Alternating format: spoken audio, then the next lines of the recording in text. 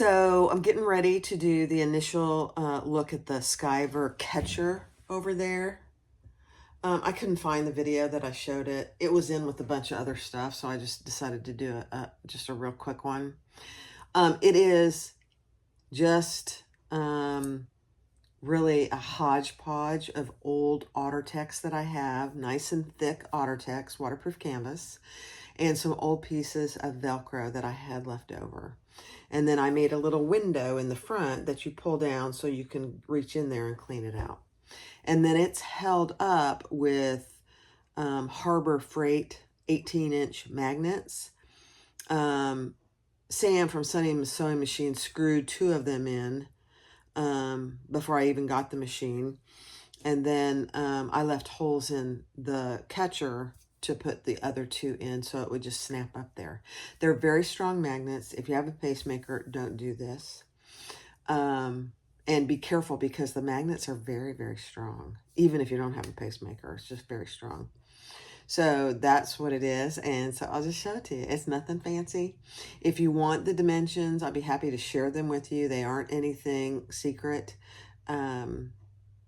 So I would just use a bunch of scraps. It's a scrap catcher. So that's all it is. So let's go. All right. So here's the Skiver. And right underneath it is my catching basket.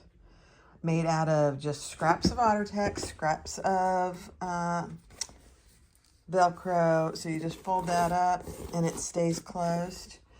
And then when you're ready to empty it, you just pull it down, take everything out, and you're done. Now, this is held on with 2, let me see if I can get it down. So it's held on with 4 magnets. These are 18-inch magnets from Harbor Freight. I think they cost a set $3. Very cheap. But before I got the machine, they put 2 on, screwed 2 on for me. You could easily do it at home. I'll have to see if I can measure. If somebody wants more detail about how I made this, feel free.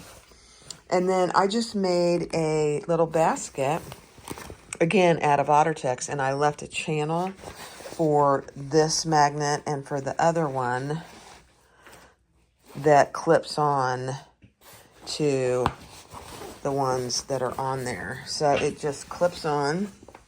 See if I can do it one-handed. I'm not sure I can. Let's see. There. And then this one just clips on. Kind of hard to do. It's really hard to do one-handed. So now it's just clipped on this one. Very strong magnet. See if I can show you. See from this end. Here's the one that's attached to the machine, and here's the one in the channel that's just clipped on there. Same on the other side. That's all it is.